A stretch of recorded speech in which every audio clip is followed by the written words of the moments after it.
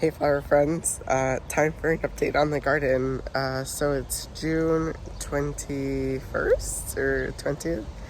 So we're almost at summer solstice and I'm really excited. I just started getting were snapdragons, and I'll show you those in a second. So what I have blooming right now, I'll show you, and I'm kind of freaking out a little bit because I thought I planned enough for filler or greens, but it's not quite ready, I don't think, to go with all my other flowers. But I think what I'm really missing is focal flowers, and I think it's because I didn't start my sunflowers soon enough. I need discs, and right now I have a lot of spikes, but I'll go ahead and show you. So here I have two 2x10 or 2x8 beds. I'll start with this one. I told myself I wasn't gonna have seed trays out in the sun, but it is what it is. Sometimes you can't get everything in the ground right away. So that's just some dill that I did transplant here, but I did direct sow some into my garden beds. I do have two raised beds. They're 18 inches high and they're 8x4 feet. I usually use this for my vegetables. I did just flip this bed from ranunculus, so that's all drying out. And then there I have poppies, stock, and anemones, which are actually blooming even though it's been like 80s every day. Okay, so here I have 3 blueberry bushes, but my first crop from here were the pansies and violas. And next year what I'm gonna do is just leave these in planters really close together. From what I've seen other flower farmers do, like blossom and branch, and I even have it in my planters, they're really close together and they give me really long stems, and these are not long at all. So I've just been using these to dry. But the first blooms I got from this bed were bachelor buttons, and this is, I can't remember the name, but it's a dark one, and it's been really pretty with like yellows, complementary. Here I just direct sowed some bachelor buttons, some blue ones, and then random things and peas in the back. I also have some calendula here that I did pinch, or just as budded when I saw buds, to see if I get longer stems that way. Okay, so I'll label these row 1, 2, and 3. This is the most exciting row right now. So these are the snapdragons. I did have some bare spots where I put celosia in there, but these are really pretty. The first one to bloom was Costa apricot, and then that same day I got this pink one. I can't remember. I haven't seen any Madame ones bloom, so I'm not sure if that's gonna happen. I think these are the Madame ones. It's been a really hot spring, so I think that has to do with it. I am harvesting these just a tiny bit more open than this, but the first third blooming. This is getting closer where you can do the snapping. So I'll probably harvest those at the end of the day. And I think this might be Potomac cherry, maybe cherry rose. And the other ones are close behind. I did label these, but I don't know where my labels went. So I am happy that things are staggered. These are so much smaller. These are all the way up to the top of my leg, and I don't know, these are really tall and strong. I really recommend pinching. These are spaced 6 inches apart. I think they're actually more like 8 inches. I think I want to put them closer next year, but this has been good so far, no disease. So these are more snapdragons. This is the sunrise mix, and this like blushy pink is first to bloom.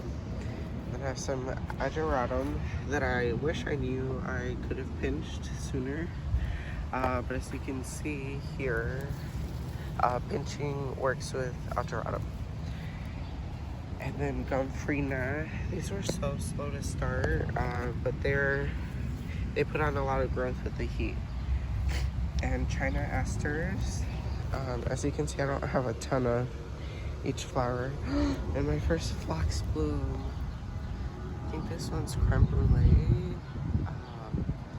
I only had 2 varieties, and it's a pretty short stem, so I put these in the ground way later than I wanted, but they're growing. Here's some Dara and Nigella, and a Marigold to trap some pests. Okay, and then here I have some, I believe this is Starflower or Scabiosa, I can't remember, but they were seedlings that I had winter sowed and didn't have space for. And then I think this is Bee Balm, or Ennis Hyssop, I'm not sure. So that's one thing I want to improve on next year is labeling, and I think that means getting bigger labels or placing them somewhere else and writing them down on my map. And I have Cosmos here. I did disbud some earlier, and as you can see, I do have aphids. But spraying them down with a sprayer hose has been good. There's always pests. So there's all these Cosmos. There's a bunch of varieties in here. I think I did like 4 of each variety, which I have 2 CSA subscribers for the summer so far. I haven't advertised it. Last time they were selling out really quick, but it's very different from tulips because tulips I knew exactly how many flowers I would get, but with annuals it's a different story. And here I have some zinnia, which I pinched a ton, and here's a bud coming. So I've been pulling these buds off if the stems are super short, but that one's branching okay. Okay, so row 2 from the back, some more zinnias, and just budding those, and some status. Status looks like a weed, but this put on growth pretty quick. I was surprised. I didn't know what it was gonna flower like. And then just some Nigella. These were some of the first plants that I put out, I think in April, end of April, and they're just like putting on buds and stuff. This is one plant, and there's quite a few buds there. Something I'm learning with these and taking notes on is how many stems I'm getting per plant, because there's not a lot of that information online. And then here I have Starflower, which started branching like crazy. This one I think I might pinch in the future. There's a central stem and it has a natural branching habit.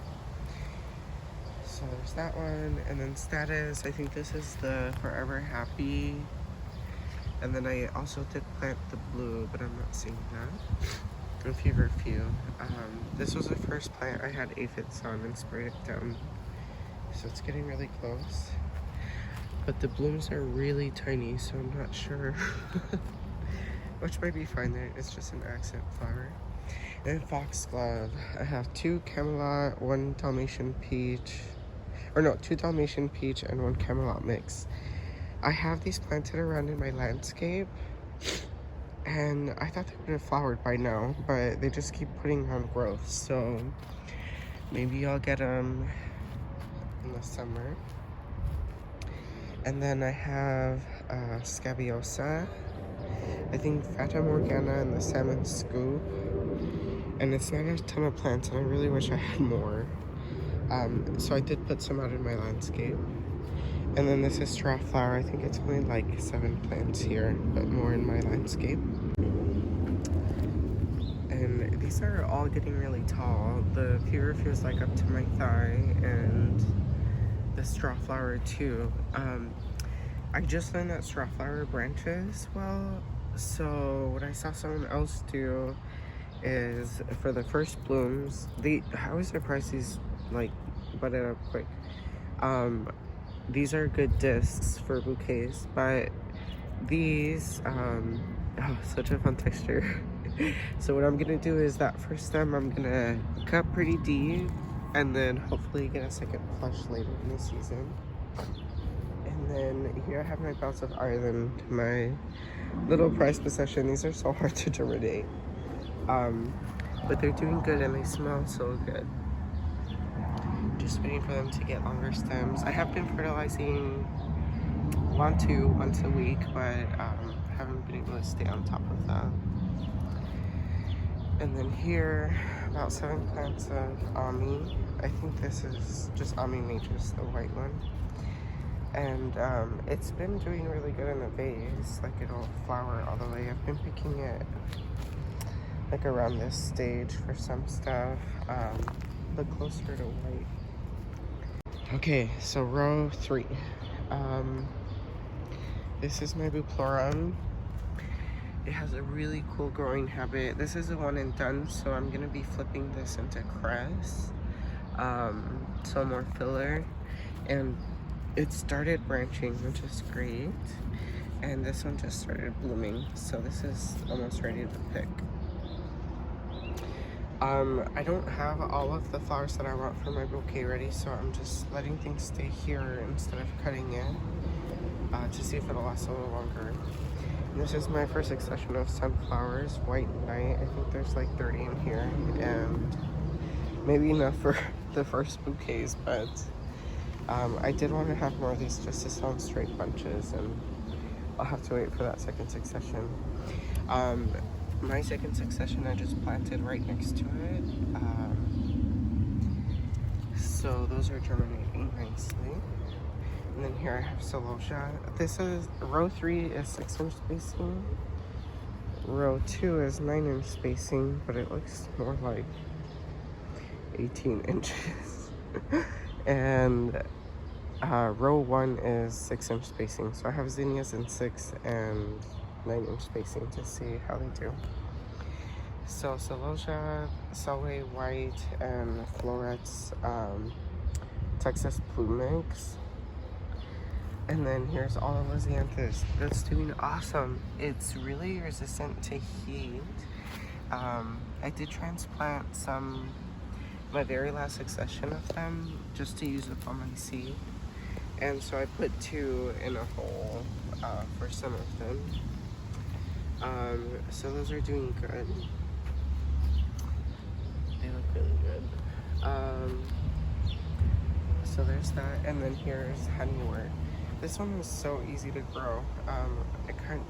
It was a really good early foliage with the ranunculus, along with the Ami. I was able to make some bouquets out of that.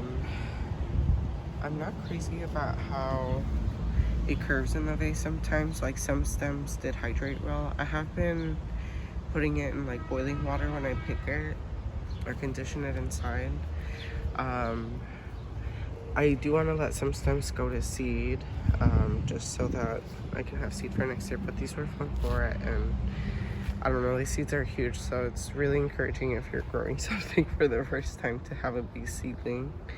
But the color is really cool. I think the only thing about this foliage is that not all that, like the main central stem is really thick, and then the rest get thinner, like the off branches. But I did go through some plants already, and I got like 6 branches, some good enough for like mason jars. But you can see here like 3, 4, 5, like 5 branches. Oh yeah, I was saying, so the only thing about this foliage is that it already has a color. It's not very neutral either. So I did pair it with a lot of, it went well with peaches and some oranges, but mostly pinks I put it with, and some yellows. I guess it works okay, but I feel like I have purple in a lot of my stuff. Okay, so those are the 3 rows, and I'll go ahead and show you my anemones real quick. I lied. So in this strawberry bed, I did put in some Sweet William. That'll come back next year, or flower next year. And then for that Sweet William, I just broadcast seeded in a container, and it did really good, so I didn't have to do individual plugs. And then here I have my Chinese forget-me-nots. So these were from seed I collected last year. It's really easy to collect seed, and I've been getting some really good stem. Like this is like 15 inches maybe. So with these, they branch, but I haven't tried pinching them. Maybe I'll do that as a test. But these get really wilty in the vase. But it, like, first when you cut them, kind of like honeywort, but then they hydrate fine for me. So I'm really excited to have like a blue flower, accent flower, something more of a little disc or air for the snapdragons. So those are doing really good. And then I don't know, there's bells of Ireland in there. And over here I have my dahlia bed. This bed is like, I would say 30 feet long. And everything is doing really good. I have been watching it for disease. I'm not very good at recognizing it, like to say if it's nutritional or not. And I did interplant some marigolds just because I didn't have anywhere else to put them. But I've been learning that they're a good crop for pests. So that's what those are doing there. And these thinner, darker stems are from Floret's Beast Choice Mix, so it'll be a surprise to see what we get. So those are really doing good. The dinner plate plants are really big. And I've been watering these just to keep the soil a little bit moist. We have clay, but every other day I do a sprinkle. And I put down straw to mulch it because I was getting a lot of weeds. And weeding hasn't been that bad. With that landscape fabric, it's been really good. I put down a rose, and here I have some rudbeckia that I winter sowed, and I just have in the gallon for a really long time. But I found a spot. I think this is Sahara, a couple Cherokee mix, and then Triloba, which is branching. And I really wish I had put that out sooner because I could use a lot more air in many days. And then we turn here and show you in context where we're at. This is my landscaping. And I put a bunch of Rudbeckia echinacea in here. And a couple snapdragons where I didn't have space. So that's what, these grew really quick. And they're all budding, so maybe, I don't know how long until I get flowers from these, but my Jewels of Opar, I've been watching these close because they were really hard to germinate. The way that I had luck was just broadcasting in a deli container. I did have like a humidity dome on it, so that helped. And I have my amaranth here that's starting to take off. So there's that landscaping, and then all the trays that I'm supposed to have inside, I'm gonna wash them today and then put them away. I will say the greenhouse megastore trays, the 1020 trays, haven't been warping, so that's been awesome. And then salvia started from seed, some mountain mint, more echinacea and rudbeckia. And then echinops, or the globe thistle. That one was really slow to get going, but it's going. Same with the seedling, it was really, really slow to grow. And more foxglove in here that's just been putting on growth, but no blooms. And then here I have more echinacea and salvia. I just wanted to show real quick.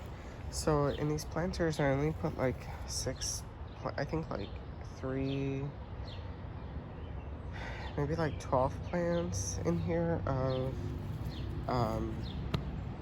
These pansies, they do get some shade in the morning, they do get the afternoon heat, but they do so much better when they're packed in. This is just one plant compared to the other ones that were in full sun. So I'm gonna be packing them in there next year. Okay, on the other side of the yard on the fence is more landscaping and yarrow that's still in its container, winter sowing container. I did put the yarrow here, but it doesn't get as much sun during the day.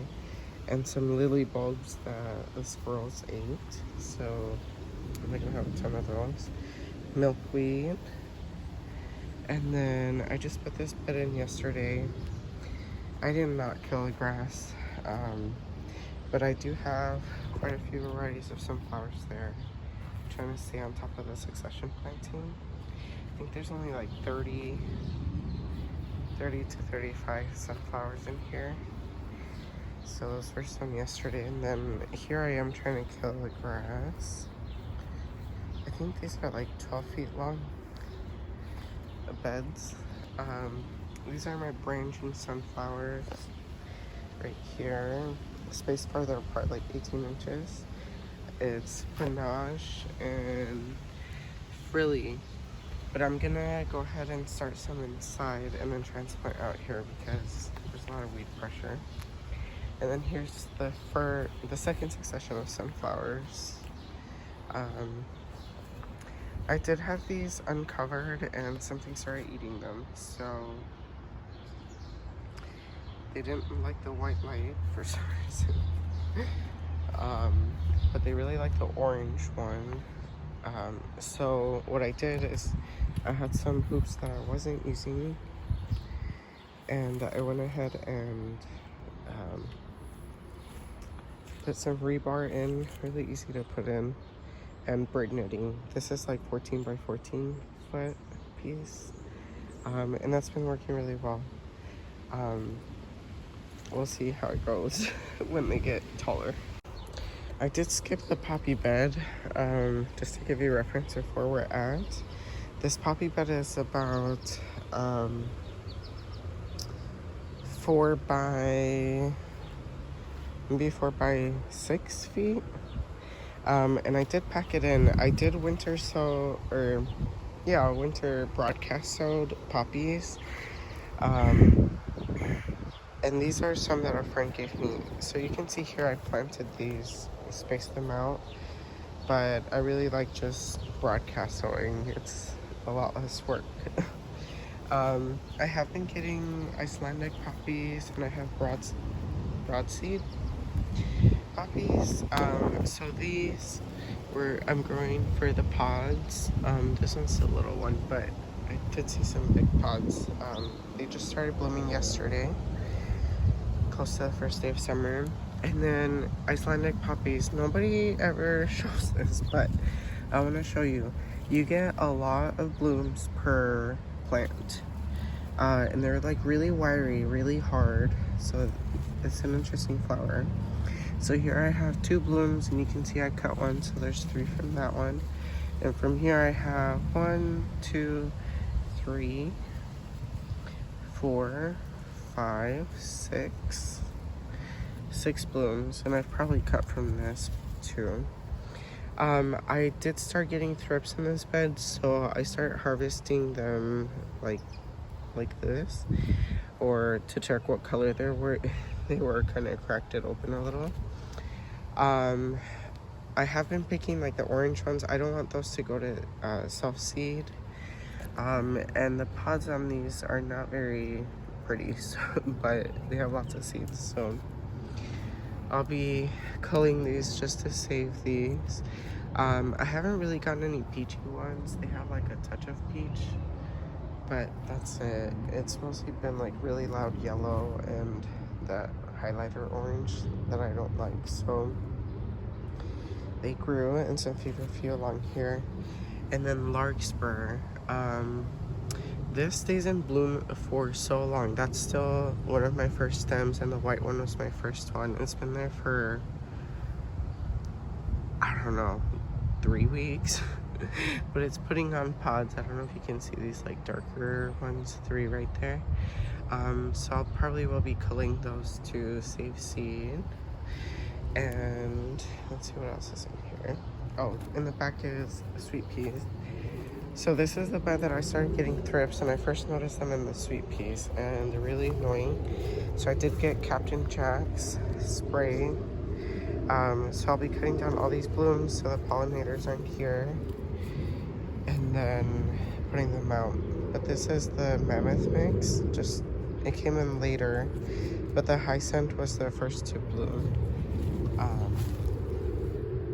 So those are doing good. I put maybe 12 plants on either side and just use Hortonova netting and this kind of rebar enforced pole.